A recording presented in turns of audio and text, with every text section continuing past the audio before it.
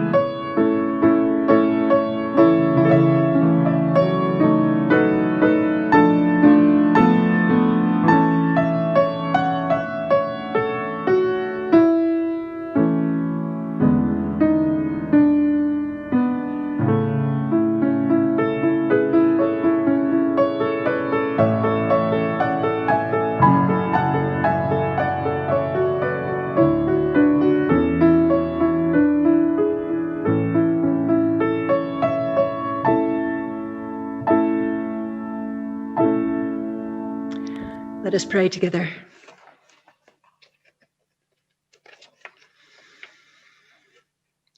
Our gracious God, we thank you. We thank you for the memories that flood back as we see those pictures. We thank you for this opportunity to be together, to remember, to say thanks to you. We ask your blessing upon us now as we hear from some of Jim's closest friends and relatives, their stories of the years that he had with them. Bless the memories to us and bless us to you, to your service, in Jesus' name. Amen. Hi, my name is Barbara Jane Newby, and I am one of Jim's 2 granddaughters. I will be reading 1 Corinthians chapter 13, verses 4 through 8. This was read at my wedding, and it was one of Grandpa's favorites.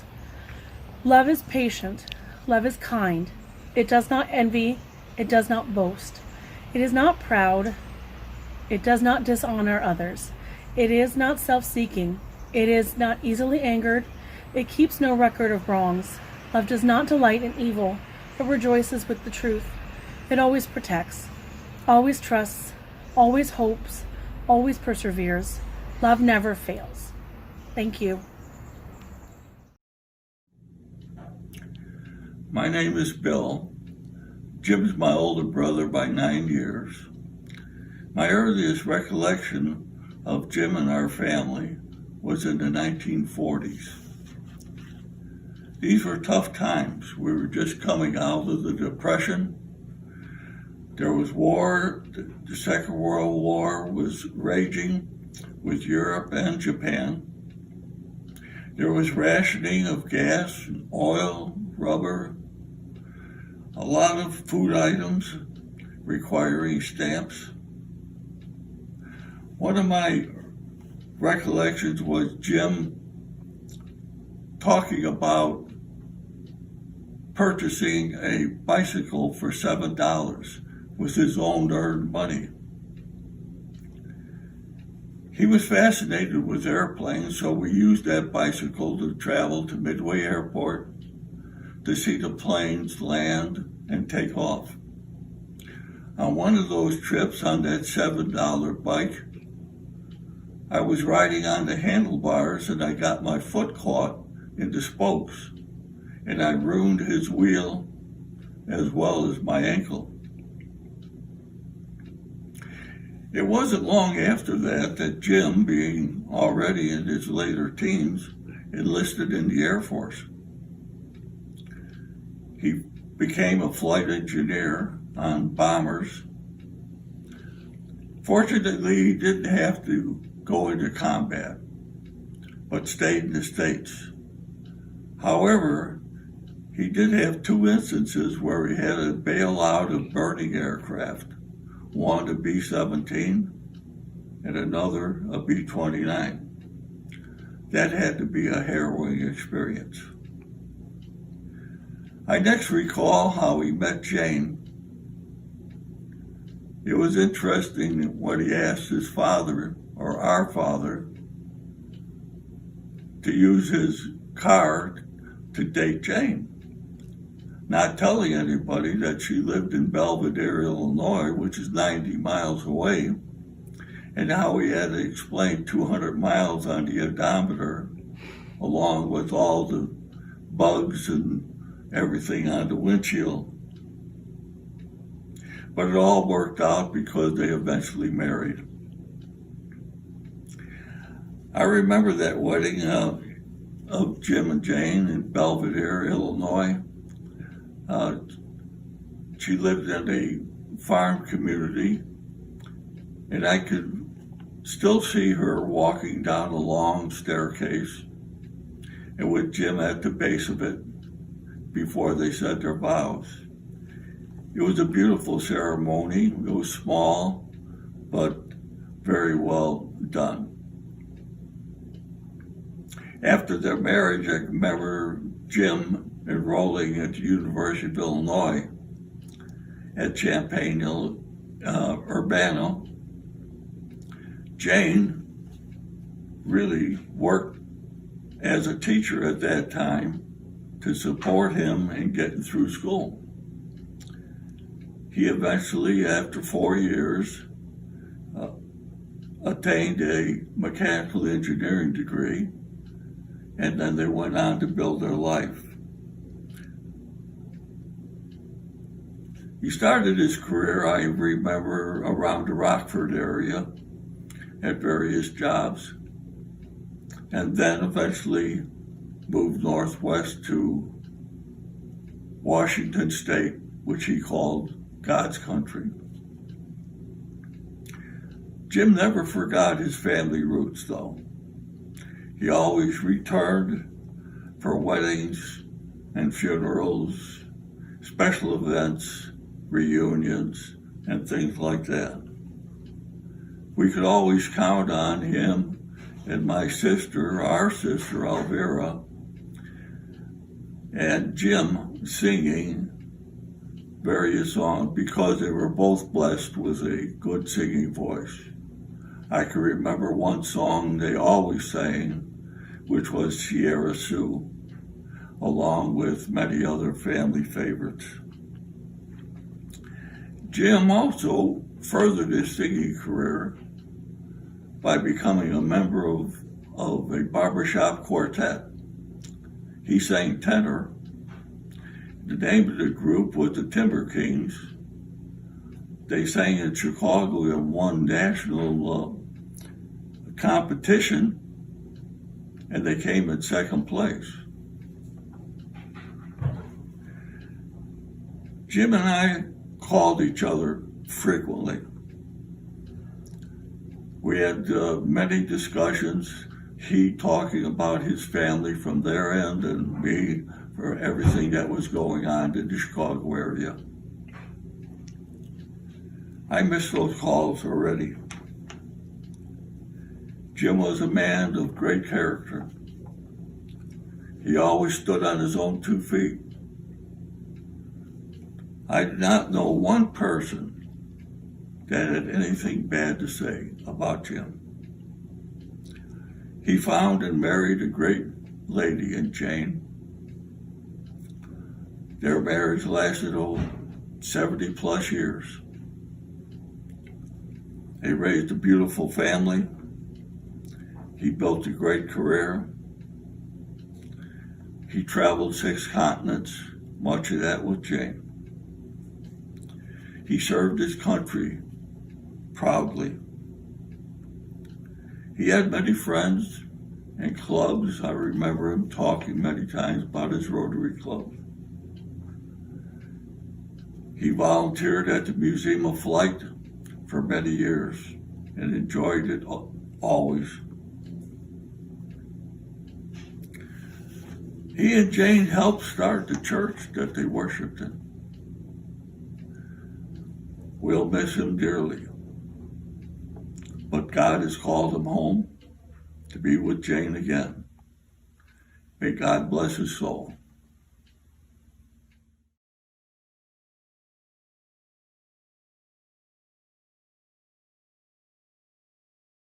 My name is Jim Marich, and I've been a member of this church since its very beginning. My wife and I, Jane, were founding members, and we were part of the first 9 families that started this church.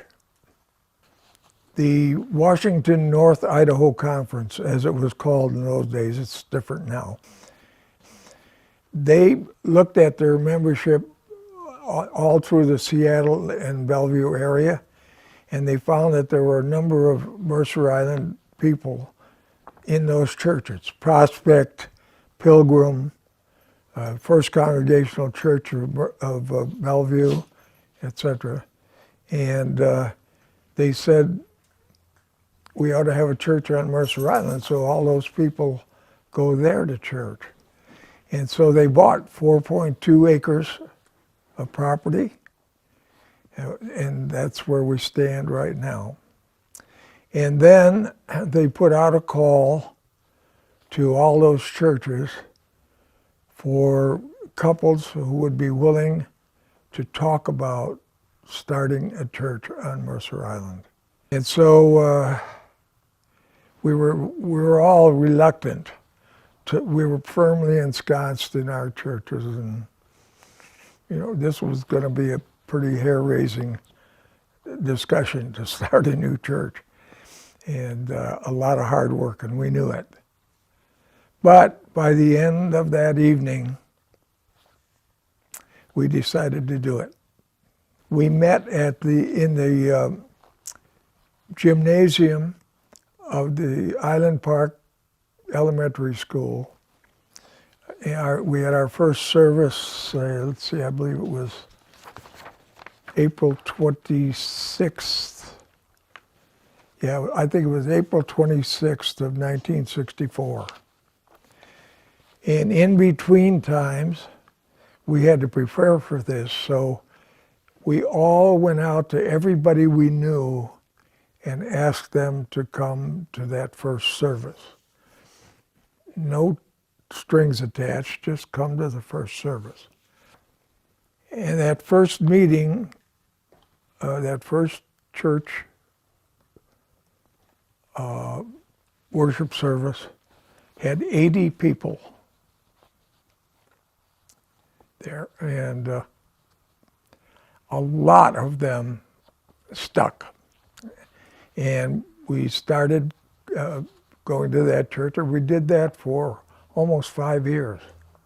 We worshiped there until 1969. I was put in charge of a committee to study whether we really had the wherewithal to start a church on Mercer Island. We accomplished that and started worshiping in the church, but it soon became realistic that we would have to have a building. Some people said it's too early. Why can't we keep going to church here? But we decided that the reason we wanted to build a church on Mercer Island was to serve the community. And if we were going to serve the community, we had to have a facility to serve that community.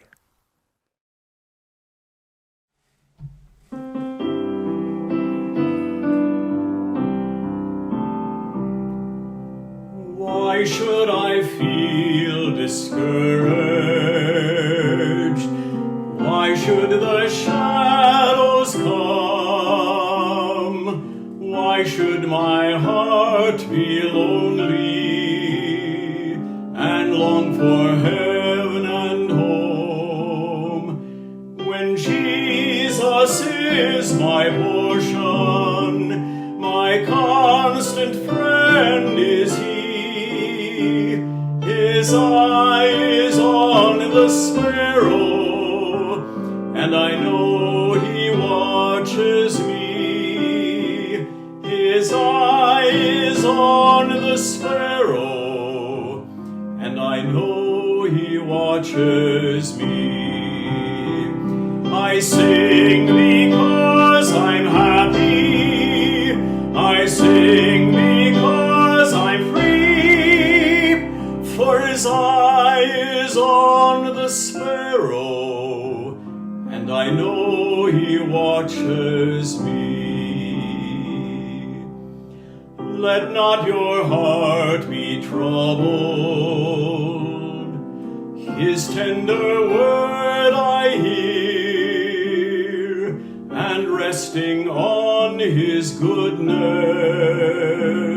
I lose my doubts and fears. Though by the path he leadeth, but one step I may see.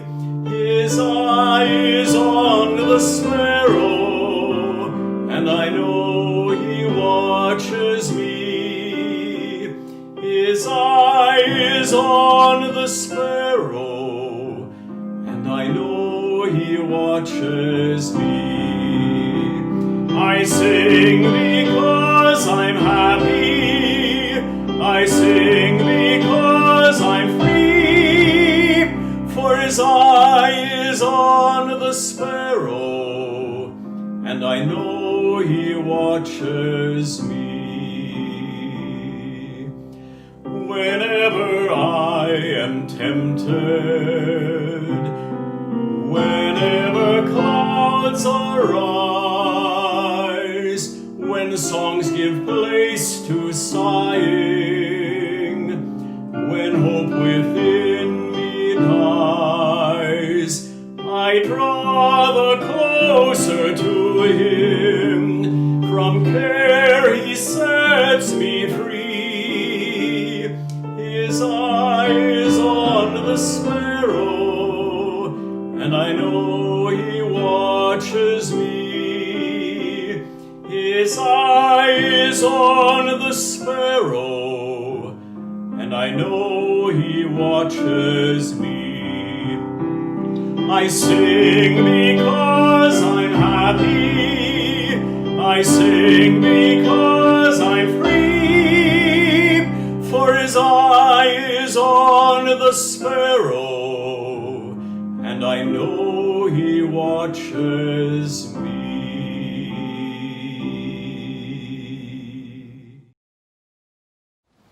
Hi, everyone. I'm Judy Cliburn. I'm the president of the Mercer Island Rotary, and Jim Marich was a great member of our club. He joined in 1984, and he was a very active member, song leader. I'm sure you never would have thought of that. And he also was the editor of our newspaper, The Dawn.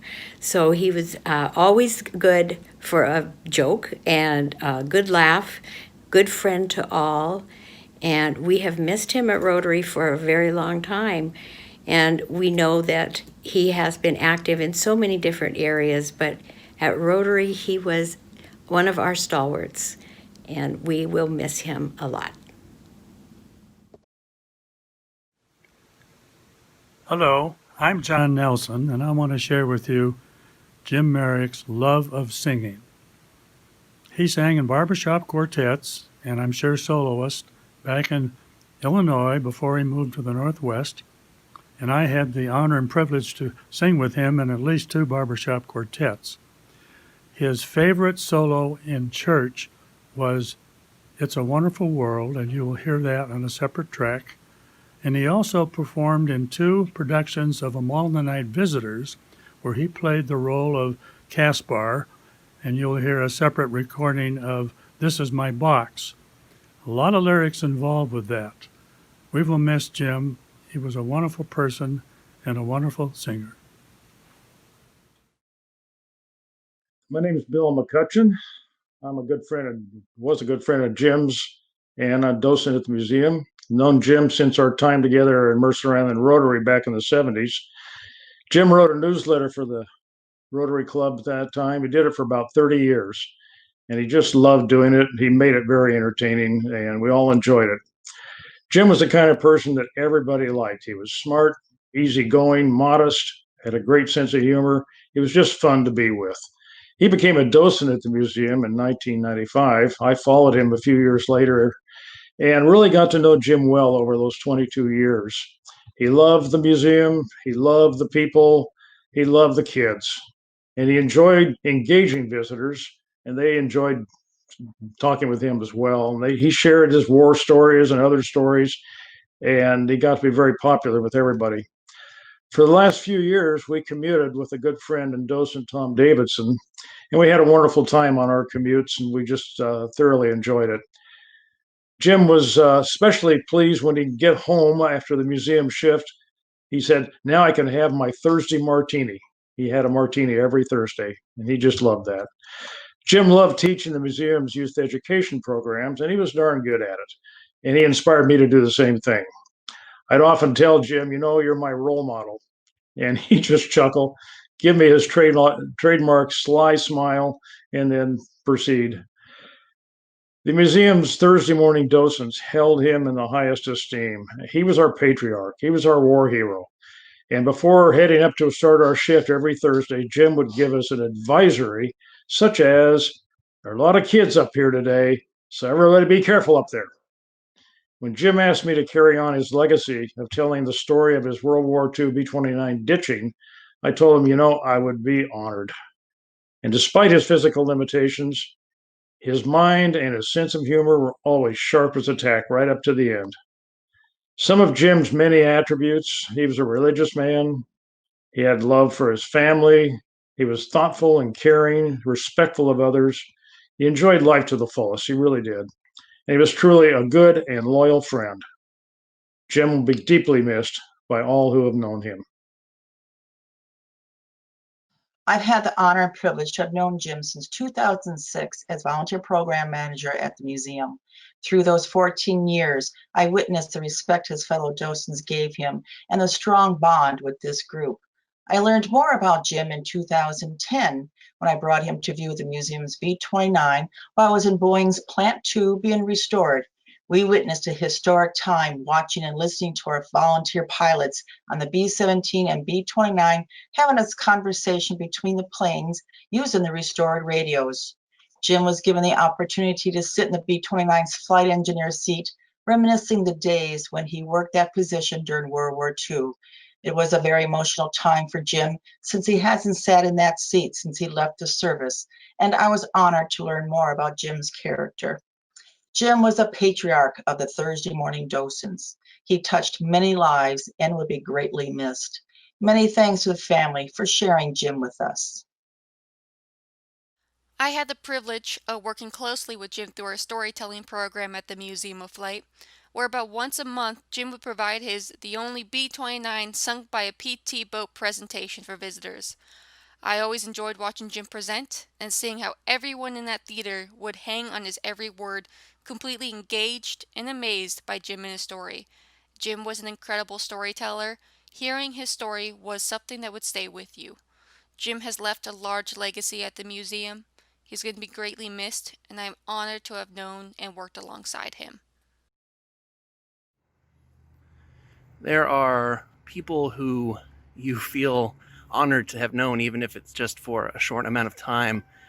And Jim Marich was certainly one of those people for me. I enjoyed on Thursday mornings seeing him pretty much every week, and especially every couple of weeks when he would do his storytelling at the museum in the early afternoons, seeing just the packed crowd listening to him talk, and his jokes about the sharks getting bigger each week in the Pacific Ocean as their plane went down. He will be so sorely missed. The museum won't be the same without him.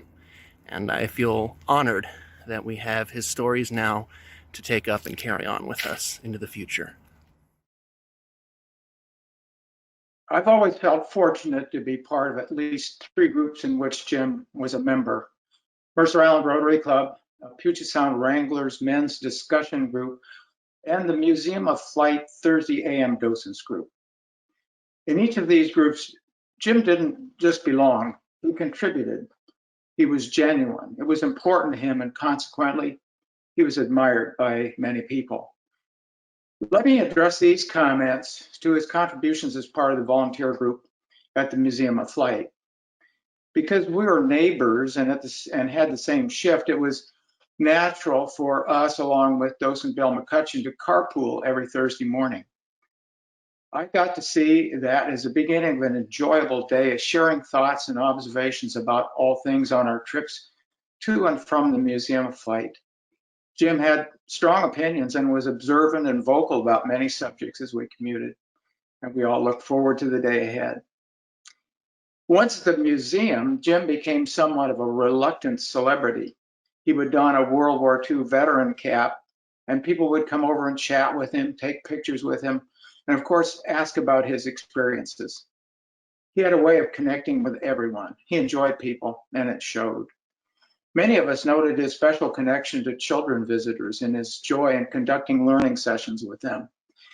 He'd sit on the floor with young children and gather them around him while capturing their attention with aircraft models and other props. His scheduled talk on being a B-29 flight engineer were always packed with attendees. He would, on occasion, talk of his 2 bailout experiences, earning him 2 Caterpillar Awards named for the silk in the parachutes, and other harrowing experiences that he had on the ground and in the air during the war. A couple of years ago, one of only 2 flying B-29s visited Boeing Field, and a number of us stood outside the museum to see it start up. After starting the first 2 engines, there was a long delay before the other 2 were started. Jim's comment was something like, "They're taking too long, they're taking too long." He became very agitated. "Never would have made it in my day." He was still a flight engineer 70 years later. 25 years as a volunteer is a real contribution of time and energy. Even as his mobility began to fail, Jim was almost always there, always with enthusiasm and joy. At the end of our shift and driving home in our carpool, I couldn't help but notice that on the street that he lived on, you could see Jim's house a block before you got there. His was the one with the 30-foot flagpole and the American flag. Hello, my name is Jack Michael. How I came to know Jim was that we had been work colleagues and super good friends at a company that we both worked for in Redmond. He in the marketing department and me in the design department. Upstairs in the building was a company cafeteria where, from time to time, he and I would find ourselves in the middle of a conversation when the lunch period ended, and then we would have to leave it until the next time. I learned that Jim had been a flight engineer on B-29 bombers in the war with Japan. Flight engineers were responsible for monitoring the mechanics of the airplane and remaining fuel reserves. Even more interesting is that he ran out of fuel several times, and one time at least had to ditch the airplane until he could be rescued in the sea. Now here was a very interesting person with lots to talk about. But what was there to talk about in a short lunch hour? After several years more of this, we both retired at pretty near the same time and decided to continue with our long lunch at the nearby cafes, where we could continue for 3 to 4 hours unbothered by a clock. Only now the topics list broadened to include science, politics, history, economic, and so on, and still leave time to prepare for the next time that we were able to meet. This happened about once a month. And to keep things going in a light vein, we always try to include a serious dose of humor. An example, the company had an employee lunchroom that at the end of which was a soft ice cream machine that weighed the dessert and charged according to how much was in the cone. If you could guess the weight to a penny, the dessert was free. No one could ever do that. until he got it right about 1 time in 5. This would create an uproar in the line while Jim laughed and soaked it all in. Yes, Jim Marich was a very talented fellow, and I miss him already. And on this 95-year milestone, we have the honor to acknowledge what immense courage and generosity can accomplish in a lifetime. Jim Marich will be remembered by his country for his service, by his congregation for his vision and his commitment, by the Rotary Club for his dedication to his community, and by the Museum of Flight for his love of aviation and sharing that passion with others. Jim loved to give, and he loved to share what he knew. He never stopped learning, and after 95 years, he had so much to share. For me, this definitive trait isn't symbolized by medals or famous periodicals, but in snapshots from my childhood, by a blistering August sun glittering off the spokes of his bicycle, by the sound of a log cracking on the fire when Grandpa Jim decides to move a bishop 4 squares. It's a slick keyboard under my finger, a moment after he showed me the next sequence of notes. It's his booming voice, filling a trembling room with melody. I became part of Grandpa Jim's life when I was 8, and he graciously and without hesitation shared his life with me. In what seems like an instant now, we were sitting by the fire upstairs mulling over a chessboard. He taught me the game. He also tried to teach me piano, sitting at the keyboard in the same room, but I was never good for more than a few Christmas carols. Jim didn't sit around and wouldn't relegate himself to being a passive grandpa. We had more adventures than I can remember. We saw movies, we went to sports games, we went to local theaters and concerts, especially around the holidays. We rode our bikes along the Burt Gilman Trail until my 11-year-old self could barely walk the next day. It always ended in a conversation of how far we could go and who would capitulate first. These are the moments I cherish, the things I wish I could carve into some worthy monument, if they could make such a thing. Grandpa Jim stood by your side, a constant who spoke to you as if you were an adult. He told you when you were out of line in the same measured way. Most of the time, we were comfortably quiet, taking something in, learning something new. In his last few weeks, I visited his house to help with his computer and found a book on engineering I gave him for Christmas sitting by his armchair. Post-it notes and bookmarks sprung from every edge of the thick coffee table book. I smile when I think of it now. Every post-it note still in place. After nearly 95 years, he had the notions he still needed to pursue. He still couldn't learn one thing without needing to pursue the next. This was the man I've known since I've grown and had children of my own. Grandpa Jim and I could talk about the differences of our views with a curiosity and openness that I will miss. We could easily spiral into a conversation on technology and all the topics entwined with it for hours. He wanted to know what you were working on and how you did it. He remembered the vivid details of his own experiences and contributions to aeronautics at Sunstrand, some of which seem monumental today. Unfortunately, we all run out of time to share. But after 95 years, I can't imagine having more to be proud of. Helping an 8-year-old soar into adulthood probably pales in comparison to some of Grandpa Jim's other achievements. But I will cherish these memories forever. Heaven is lucky to have you, Grandpa Jim. Happy birthday. I have your engineering book and plan to pursue each bookmark with zeal and report to you in good time. We all love you, and we miss you very much.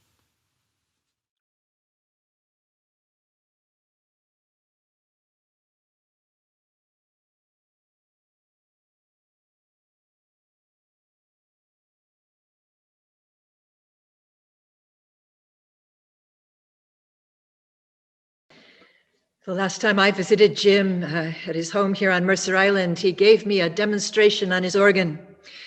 He showed me the list of songs that he loved, 2 sides of the sheet. He told me how he'd taught himself to play by ear. But always in the same key, he said, I only play in F sharp.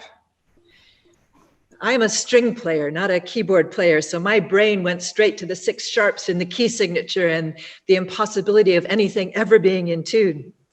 But his was an engineer's solution. F sharp major sits nicely under the hands on a keyboard. If you're not worried about the song being a little too high or a little too low to sing in comfort, you're good to go. This is a man who received what life gave him, received it humbly and gratefully, always gratefully, and put his own intelligence to it and chose how he was going to live and did it. He was just clear, always, about what mattered and what needed to be done and who should do it and what the outcome should be. And he was right. His instincts were true. It attracted people to him. It certainly made him a success in his career, much of which involved persuading airlines to install the safety equipment his company sold. In Rotary and Probus, on the golf course or around the bridge table, at family gatherings or congregational meetings, he was warm and open and gracious and fun. And then something serious would be on the table, and he would speak, and you'd listen. There is no greater gift to a church than an elder who holds the vision and reminds us why we're here. Jim was that person for this church. He gave his wholehearted support to all the sensible things we decided about balancing the budget and dealing with the leaky cupola. But it was those moments when we caught sight of something more, something brave we could be for somebody else. It would be Jim who declared that this church was founded to serve the wider community. And when we sensed something we felt God was wanting us to do, we should do it. Back in the beginning, as he himself told us, he was chair of a group that explored whether the new congregation needed a building at all. They were doing all right, worshiping up the road in the school. But they wanted to make a contribution to other people. That's what the building was for. He was not ever going to let us forget. He made our chandeliers with his own hands. I'm going to try to see if I can show you here. How could I do this? There's one. Jim made a jib. He and a couple other guys got 10-foot conduit and got it bent into the right shape. It was Alan Rump who did the wood turning on the spindles there and the caps on the bottom. And then somebody else installed them. But it was Jim who had seen those chandeliers on the architect's first designs and who wouldn't settle for anything more ordinary. Others have mentioned his storytelling, those adventure stories from 1945, from the war in the Pacific, fighting an enemy that simply refused to surrender. This year marked the 75th anniversary of that engagement. And a reporter from the New York Times contacted Jim and some of the other veterans and interviewed them. Here's an excerpt from the article that was published last March. Our group, the 497th Bomb Squad, was the last one to go in. It started out like a regular mission. We had changed from fragmentary bombs to the incendiaries at Major General Curtis LeMay's request or demand. He brought us down from high altitude bombing with fragmentary bombs to low level with incendiaries. We wiped out that whole area on one night. It was terrifying, really. You could smell, I'm sorry to say, burning flesh in the airplane. We hated what we were doing. We hated what we were doing, said Jim Marich, one of the airmen who flew over Tokyo that night as part of the B-29 air cruise. But we thought we had to do it. We thought that raid might cause the Japanese to surrender. He was only 19 years old. He was that fresh-faced teenager in the portrait behind me on the altar. I can't begin to imagine. After that, his marriage to Jane, the gift of their children, building a good home in a beautiful place, building a church, all of it was precious. Doing work he believed in, singing for the joy of it, treasuring his grandchildren, seeing the world. It all came out of a deep place. He was committed to us with everything he had, everything he was. To know Jim was to want to live up to his expectations, not that he judged you. He would be the first to help and the first to forgive. But part of me is sad that there will no longer be anybody here in a jacket and tie on a Sunday morning. When the choir robes finally wear out, we might not replace them. The world moves on. It's up to us to make sure that the things that really matter become our life's work. We have some serious footsteps to follow. Please join me in prayer. Oh God, we thank you for these holy stories and all the love behind them, patient and kind, never envious or rude, bearing and believing and hoping through good times and bad, because love matters. You matter. And this life is the only chance we get to share it. Thank you for Jim Marich. Thank you for all the memories that bless us and the powerful legacy he leaves behind. Thank you for his long and happy marriage to Jane and all the adventures they shared. We pray for those who will miss him most: David and Lynn, Martha and Glenn, Dan, Barbara, Jane, Kelly and Patrick and their families, Bill and the family across the country. Hold them in your healing grace until all their tears are turned to gratitude for the love they have received. Thank you for honor and integrity and intelligence and duty in this one very human life. Thank you for joy. We entrust him to you now with confidence in the resurrection promises of our faith, and we commit ourselves to living the best that we know as we step into all we inherited from those who have gone before us. Bless us in Jesus' name. Amen.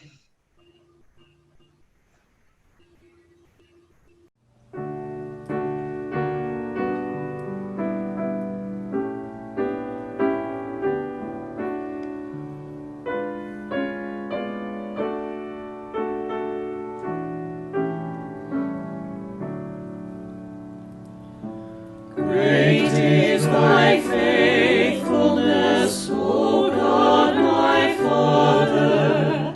There is no shadow of turning with thee. Thou changest not, thy compassions, they fail not. As thou hast been, thou forever wilt be.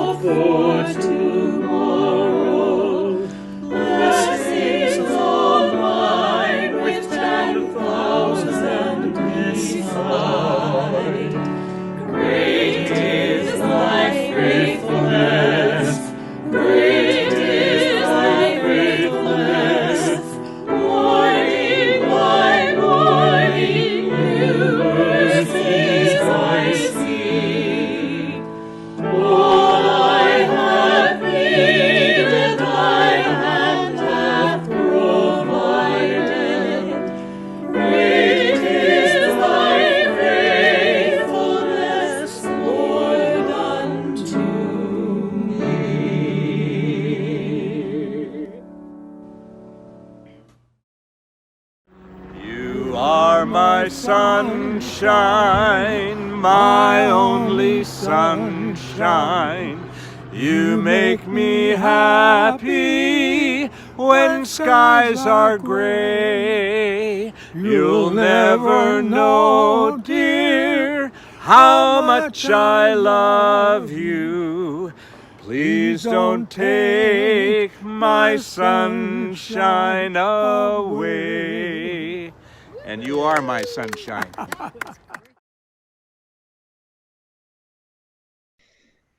May the Lord bless you and keep you and be gracious unto you.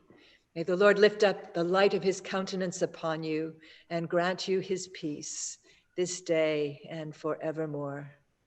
Amen. I'm hoping that the buttons I just pushed will enable you all now to unmute yourselves if you would like to do that, and switch back from speaker view to gallery view in that button in the upper right-hand corner of your screen. We are going down to the Memorial Garden, but we will return.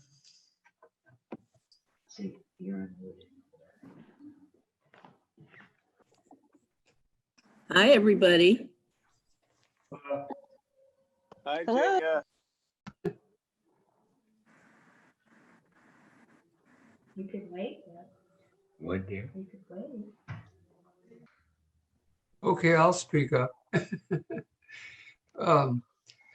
My history with Jim goes back to Rotary, and he was very active in Rotary for many years. And then I guess it was about 3 years ago, he was heading up the Puget Sound Wranglers, and he got me interested in joining him there. I'd love to get into, I wasn't quite old enough to get into World War II, but boy, I worshiped those B-29s. And what I thought was most amazing about his mission there, he was a commissioned officer, by the way, and when they came to the target, the pilots just hung up the controls and turned it over to him. He ran the ship at that point over the target. And he was an extremely accomplished airman there and ran those missions. It was always interesting to him to relate when they came down in the ocean there, and I think he pretty much thought this is the end. But when they made their way out of that B-29 out into the water, there were a whole bunch of boats that just happened to be in the area, and they hauled them in and saved their lives. And anyway, he had so many exciting stories to tell. I just will always live them with him.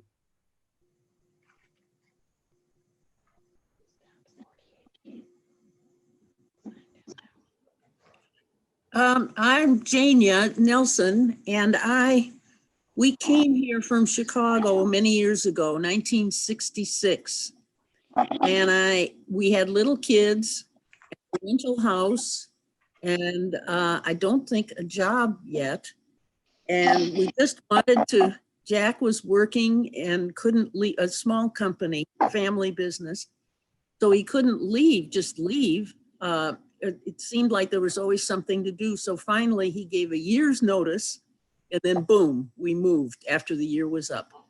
And we came here, and he was busy that whole time in the Chicago area. So didn't have time to look for a job. And he kept the kids, they were little. And he said, well, let's not just go to every church nursery and you go shopping for a church.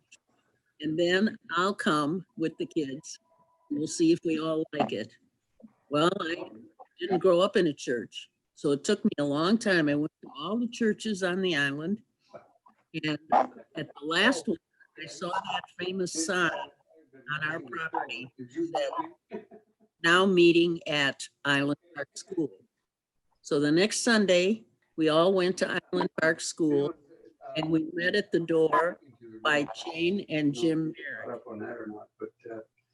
And that was our first introduction. And it's been wonderful ever since. I've never looked back. with any kind of regret, only joy and gratitude. So thank you, both you Marichs, and I'm glad you're together now. Thank you, all of you. Hi, this is Hillary from Belvedere, Illinois.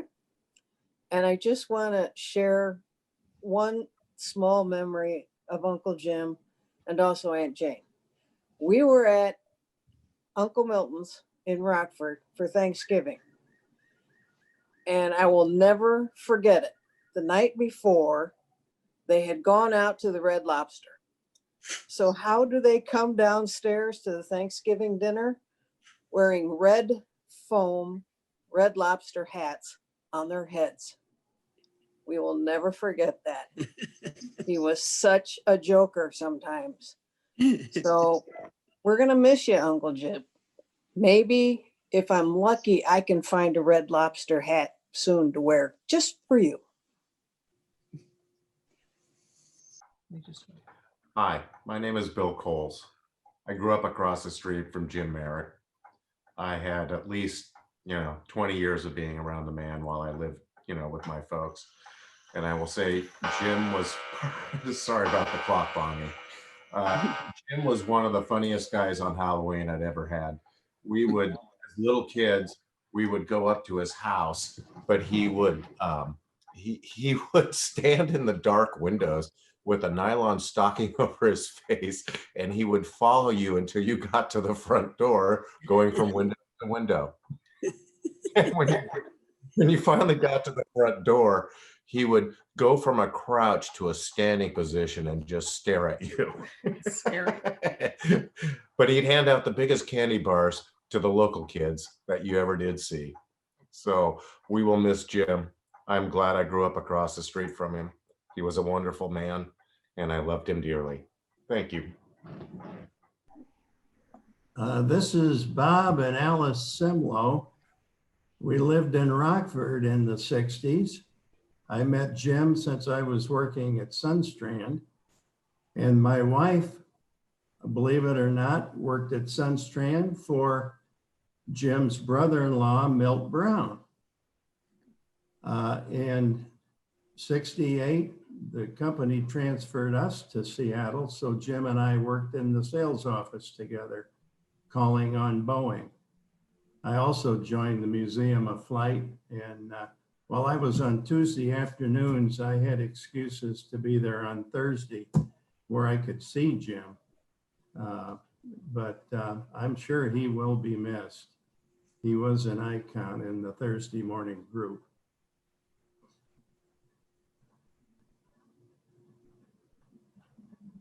I didn't have an opportunity of knowing Jim over the time span that Jack and the Nelsons and others have known him. But when I joined the church, possibly 15 or 20 years ago, time flies, Jim was one of 4 men who always wore a necktie. Claude Lehman was another, and Ferguson. I forgot the other one. But it was interesting that we had sort of grown up in a generation of Sunday best.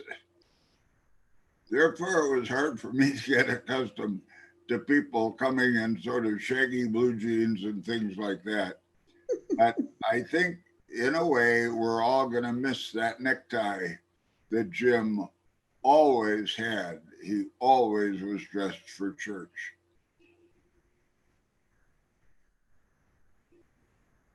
And I know he's going to be a nice addition in heaven. We'll add to it. Amen. Bob, you're the other one that wears the coat and tie at the church.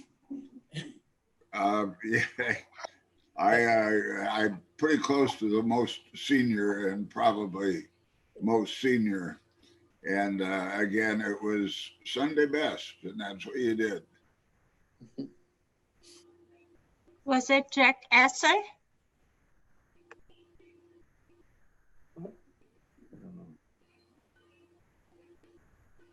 Jack Esser, who lived on Forest Avenue? Oh, no. No. We lived on the south tip.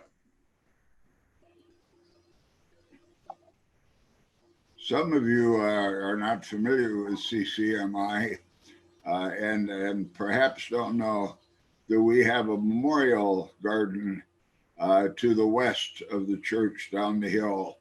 It's one that was put in 10 or 12 years ago, I think. And many of our members continue to be there after they're passing. But that's where Roberta is now.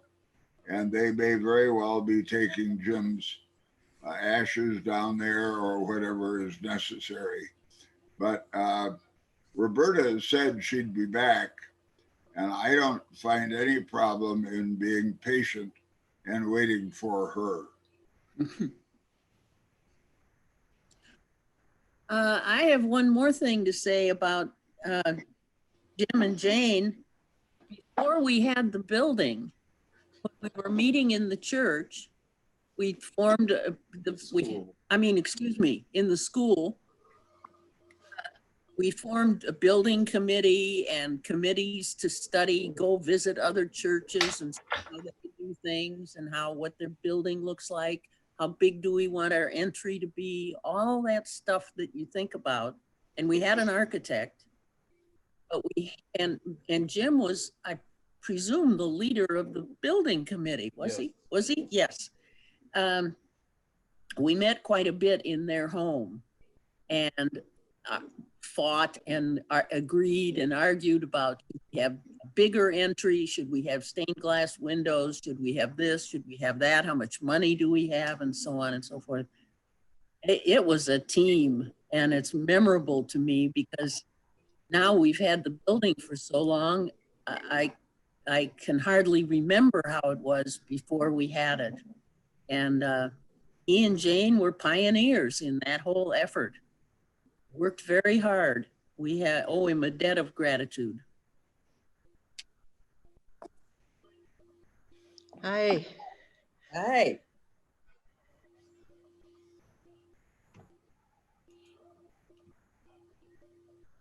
I can hear you now, I think.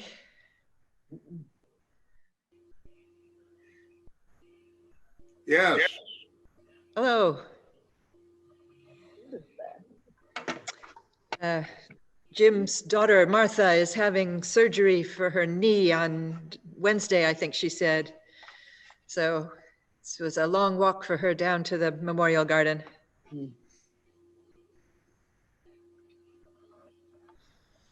They're on their way.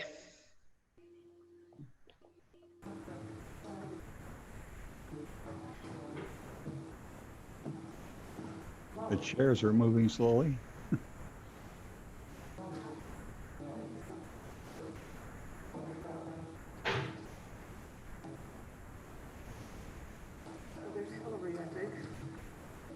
Hi, Hillary. Hi, Martha. Hi.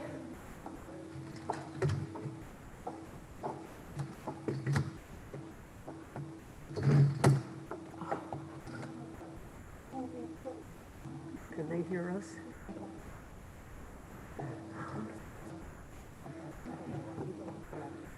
There's Hillary.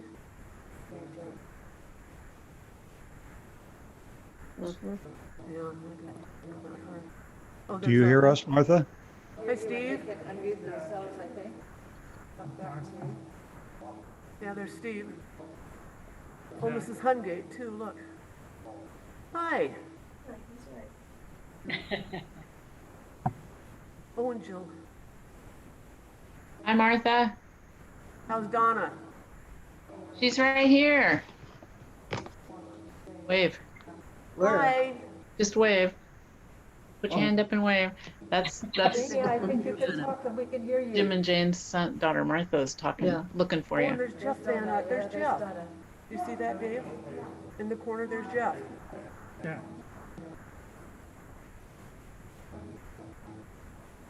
Hi, Martha. Hi, Greg. Hi, Amy.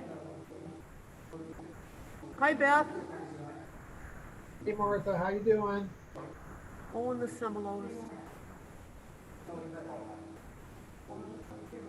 Nice. I wonder where Uncle Bill is. Yeah, I know, but he isn't there.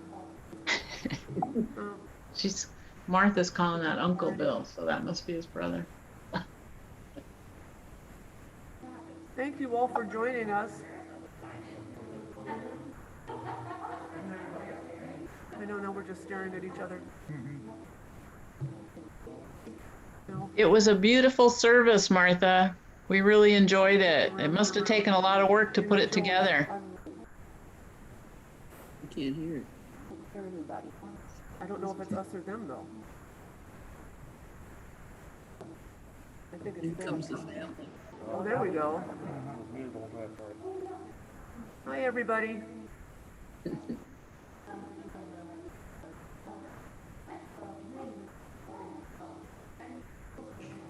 What do we do? It's on mute now? It's unmuted. Oh, hi. Thank you, everybody, for joining us. This was great. We miss you. We wouldn't have missed it for the world. Oh, I think I did. Good. It's kind of different, though, isn't it? Well, Yeah. I'm grateful for the techie people who could make it happen. Yeah, no kidding. Yep, no kidding. Hi, Jeff. I haven't seen you in forever, except on Facebook. How you doing, cuz? We're hanging in there. Okay. And I thought with Hillary all the time. I think you and I talk more than anything else than we ever did growing up. Now that we have Facebook. That's probably the truth. Yeah. Do you see Dave? He's over here on the side. You have to come stand over here. Stick your head in by me. Or sit, yeah, there. Now, stick your head down. Yeah. Hi, Dave. Hey. Good. Hey, Dave.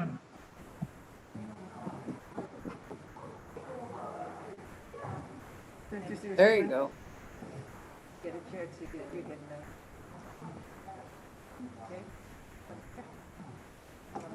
Hi, David and Martha. We wish we could have been with you right there, but we have been here on the screen. Hello to you, to Greg and to Mary Jo. Nice. Oh, hi. You're saying we saw names that we familiarized or were familiar with from years ago, of course. You were at their anniversary, though, weren't you?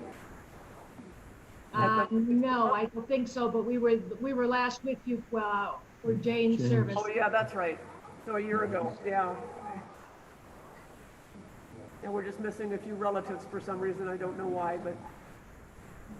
Well, no, we're thinking about you. Thank you. We appreciate it. He'll be missed by a lot of people, I'm sure. Undoubtedly. Yeah. It was nice, though, to be able to get all the different things that he did, and it was great. I was worried that they'd forget about the barbershop stuff. To follow up on one or two of the stories of Jim's where they ditched,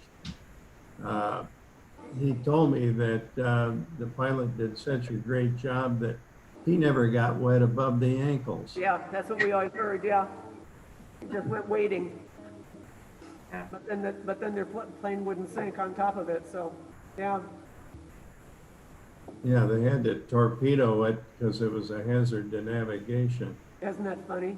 So apparently the PT boat that sunk it had a decal on the side with a B-29 on it. Oh, yeah. That's pretty good. Took out a whole bunch of Japanese stuff and then one B-29. This lady's big daughter. Well, I think we're going to kind of wrap it up here. I don't know about you, Dave. Maybe Dave can stay and talk to you. We've got kind of a long drive home, and I have an impending surgery coming up, so. God bless you both. Oh, thank you. Oh yeah, we have to have 2 new knees instead of just 1, so. Oh. Yeah, be halfway bionic. So you're good as new. Love you guys. Thank you. Hey, Martha, I'm signing off. Steve Bragg. Thanks, Dave. Hey, Dave. Take care, buddy. You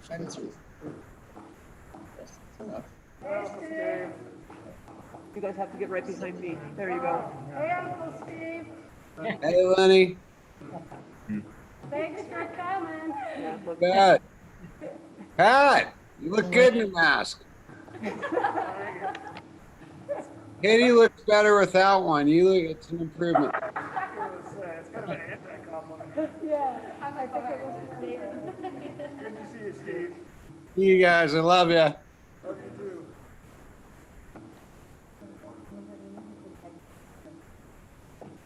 Okay. Thanks, Greg. Thanks, Amy, for attending. For sure. Stay dry, Beth. Hopefully you don't get hit by another hurricane down there.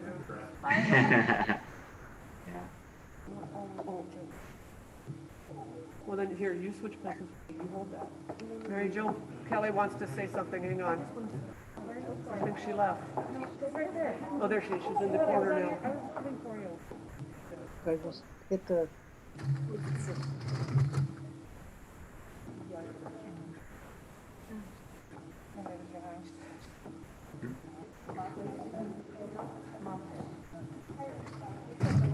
Hi.